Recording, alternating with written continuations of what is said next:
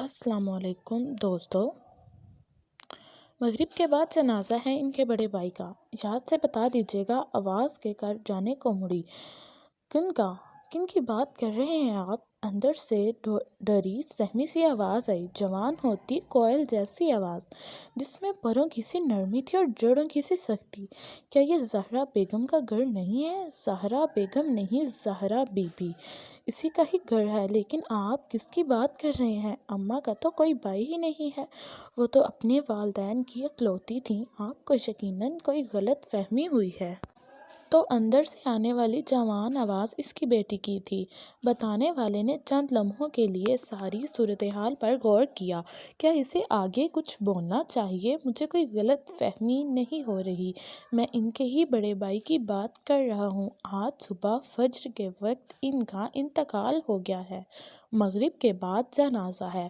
آپ بس اتنا کیجیے گا کہ زہرا بیگم آئیں تو انہیں یہ پیغام دے دیجیے گا۔ اچھا، تہذیب میں کہا گیا۔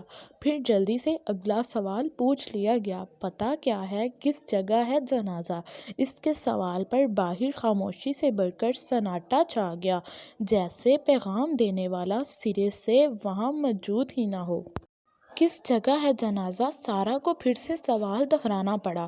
ہیرا منڈی، آدمی نے جتنی ہلکی آواز سے کہا اتنی ہی تیز آواز سے 2.5 مرلے کا پورا چھوٹا گھر سارا کے وجود کے اوپر آ گرا۔ اماں آئی اور اس نے روز کی طرح سبزی کو تخت پر رکھا اور اپنے پرانے برقعے کی گرہ کھولنے لگی۔ زہرا بیگم، سارا نے دروازہ بند کر کے پلٹ کر کہا۔ ماں نے مڑ کر اپنی ہی کوک جنی کو دیکھا، جس کا لہجہ آج اس کو کوک کا اندازہ نہ لیے ہوئے تھا۔ تیرا کوئی بھائی بھی ہے اماں؟ ماں کو چپ لگ گئی۔ میں نے پوچھا کہ تیرا کوئی بھائی ہے؟ آواز کٹاری کی طرح تیز تھی۔ کیا ہو گیا ہے سارا؟ تجھے پتہ تو ہے میں اپنے والدین کی اکلوتی تھی، تو پھر وہ جو ہیرا منڈی میں مر گیا ہے وہ کون ہے؟ ماں کے چہرے کے سارے سفید رنگ کافوری پڑ گئے۔ کس نے کہا تجھ سے؟ ایک آدمی آیا تھا، کہنے لگا کہ زہرا بیگم آئیں تو یہ پیغام دے دینا۔ انہوں نے بیگم پر خاص زور دے کر کہا تھا۔ اس نے بوڑھی ماں کو پہلے تو یقین ہی نہ آیا، اور جب آیا تو تیزی سے پلٹی دروازے کی طرف اور آنسو ملی آواز میں چلائی۔ لیکن دروازے پر پہنچ کر وہ وہاں ہی ساکت ہو گئی۔ سارا نے دروازے پر تالا ڈال رکھا تھا، شک کی چابی ویسے ہی تالے میں ڈال کر ذہن کے سارا کو آڑ بند کر لیے گئے تھے۔ اب زنگ جو اترا تھا تو خون کا ذرہ ذرہ پھڑپڑا رہا تھا۔ کیا تھی تو ماں، کیا ہے تو؟ اتنا بڑا دھوکہ، اتنا بڑا فریب! تو طوائف زادی ہے! اسے اس بات کی پرواہ نہیں تھی کہ اس طوائف زادی کا بھائی آج ہی مر گیا ہے۔ وہ تو یہ سوچ رہی تھی کہ اس کی عزت کا جنازہ آج نکل گیا ہے۔ بول اماں۔ ہاں، ماں نے وہ اعتراف کر لیا جو وہ سالوں سے چھپاتی آ رہی تھی۔ پھر مجھ سے کیوں چھپایا تو نے یہ سب؟ میں ایک گندا خون ہوں، گھن آ رہی ہے مجھے خود سے اور تجھ سے بھی۔ وہ کہہ نہ سکی اس لیے اس کا اشارہ اس کے لہجے کی طرف تھا۔ کیا فرق پڑتا ہے؟ میرا خون تو اب بھی وہی ہے نا، بازاری۔ اچھا، اب تجھے پتہ چل گیا ہے تو مجھے جانے دے۔ کہاں؟ وہ اس کے سامنے اکڑی ہوئی۔ اپنے بھائی کی میت پر۔ کل تک تو تیرا کوئی بھائی نہیں تھا، کہا نا جھوٹ بولتی رہی تھی میں۔ پھر اس ہی جھوٹ کو اپنی زندگی سمجھ لے۔ میری زندگی میں تو وہاں جانے سے رہی، ایسے کیوں کہہ رہی ہے؟ سارا، وہ میرا بھائی نہیں، میرا باپ تھا۔ پالا ہے اس نے مجھے۔ پھر سوچ لے، پالنے والے کے پاس جانا ہے یا اس کے پاس رہنا ہے جس کو تو نے پالا ہے؟ تو چاہتی ہے کہ میں تجھے اس بدنام محلے میں جانے دوں؟ میں منہ لپیٹ کر چلی جاؤں گی، منہ لپیٹ کر جائے گی، یہاں عزت تیری دفن ہو جائے گی۔ بھائی کے ساتھ ساتھ میری اور میرے غیرت مند باپ کی۔ دیکھ اماں، تو نے اسے سالوں سے نہیں دیکھا ہوا، نہ ہی تو ملی ہے اس سے۔ تو سمجھ، اب بھی نہیں ہے وہ۔ کیسے نہیں ہے وہ؟ میں ملی نہیں اس سے، لیکن وہ زندہ رہا ہے میرے دل کے اندر۔ سمجھ، اب اندر بھی مر گیا ہے۔ دیکھ اماں، میں تجھ سے بھی اس بات کچھ نہیں پوچھوں گی تو کیا تھی، کبھی طعنہ نہیں دوں گی، لیکن اب اس مرے ہوئے کے پاس نہ جا۔ سارا، وہ میرا باپ تھا، مجھے اپنی ماں سے بڑھ کر پیارا ہے، مجھے اس کا آخری دیدار تو کرنے دے۔ اچھا چلی جانا، قبرستان چلی جانا۔ وہاں جا کر چہرہ دیکھ لینا اس کا۔ قبرستان جا کر؟ جب اس کا جنازہ پڑھا جا چکا ہوگا، اس کے بعد کیسے دیکھوں اس کا چہرہ، کیسے بے حرمتی کروں اس کے چہرے کی۔ میں نے تو آج تک اس کے آگے کبھی اونچی آواز میں بات نہیں کی۔ ہاں، سکینہ کر لیتی تھی کبھی کبھی، اور میں اسے ہمیشہ ٹوکا کرتی تھی۔ روتی ماں ماضی میں جا کھوئی۔ بڑا مان تھا بائی کو مجھ پر، میری محبت پر، اپنی محبت کی قدر پر، اور اس میں اکثر سوچتی تھی جو مان بائی کو مجھ پر ہے، کیا وہ ساری عمر نبھا پاؤں گی؟ اور میرے دل کا نور ایک دن میرے سامنے آ کھڑا ہوا۔ میں وہ مان نہیں نبھا پائی سارا، اور میں چلی آئی۔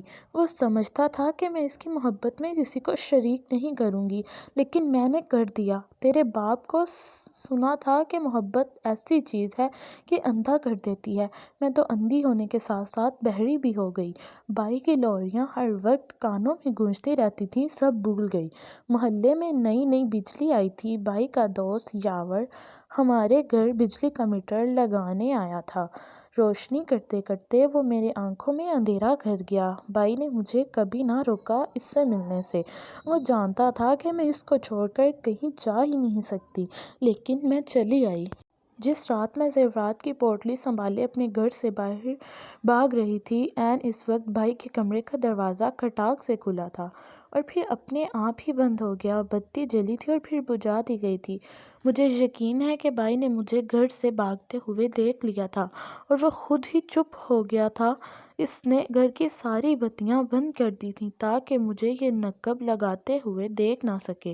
یاور کا ہاتھ میرے ہاتھ میں نہ ہوتا تو میں زمین میں ہی گڑ جاتی چکی ہوتی، وہاں ہی، ایسے جیسے آج ہی میں نے واپس جانا چاہا، لیکن یاور نے مجھے جانے نہ دیا، اور مرتے وقت بھی وعدہ لے لیا کہ میں کبھی دوبارہ اپنے گھر نہیں جاؤں گی۔ تو اب کیوں وعدہ توڑ رہی ہے؟ کیونکہ میں خود ٹوٹ چکی ہوں۔ یاور نے بائی کی زندگی کا وعدہ لیا تھا، اب تو وہ مر چکا ہے۔ ہائے، کیسے کیسے احسان ہے اس کے گھر پر۔ میری پازیبیں آج بھی 3 بار وہی خرید چکا ہے۔ یہ گھر بھی سستے میں اس نے دلوایا، باقی کے پیسے اس نے ادا کیے۔ سمجھتا ہے کہ مجھے کچھ پتہ نہیں، جبکہ مجھے سب معلوم ہے۔ مجھے جانے دے سارا، مجھے جانے دے۔ گناہ کا تعلق نفس سے ہو سکتا ہے لیکن رشتے سے نہیں۔ یہی بات میں آخری دم تک یاور کو بھی سمجھاتی رہی تھی۔ خدا کے لیے تو سمجھ جا۔ میں نہیں سمجھوں گی اماں، میں نہیں سمجھوں گی۔ میرے اندر میرے غیرت مند باپ کا خون ہے۔ میں تجھے کیسے جانے دے سکتی ہوں؟ اس بات کی ہی لاج رکھ لے کہ ہماری غربت کو وہ کتنی بار خرید چکا ہے۔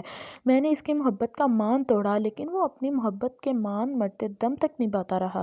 میں اس کے روح کا مان نہیں توڑوں گی۔ دیکھ سارا، مغرب ہونے والی ہے، جنازے کا وقت قریب آ چکا ہے، اور اگر میں نہ جانے دوں تو جاؤں گی تو میں ضرور، اور آج ہر حال میں اپنے بھائی سے ملوں گی۔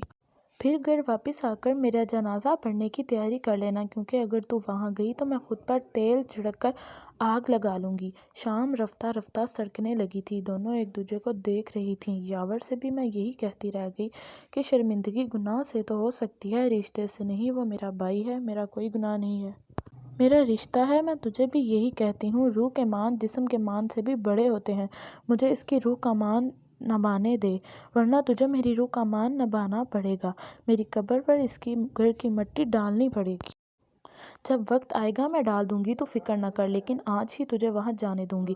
اس بات کو ذہن سے نکال دے۔ سارا ٹوک کہہ کر اندر چلی گئی۔ ماں تالا لگے دروازے کی چوکھٹ پر بیٹھی رہی۔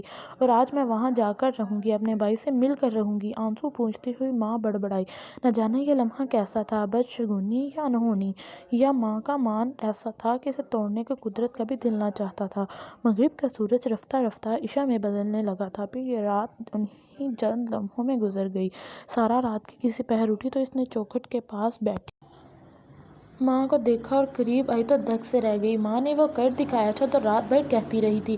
بنا تالا توڑے وہ جا چکی تھی۔ یہ اگلے دن صبح فجر کی نماز کے بعد کی بات ہے۔ ہیرا منڈی کی صبح ساری رات جاگ کر اب سو رہی تھی۔ ایک لڑکی جس کی لمبی شال گلی کے گرد آلود زمین کو چھو رہی تھی، بوجھل قدم اٹھتے ہوئے آخر والے مکان تک جا رہے تھے۔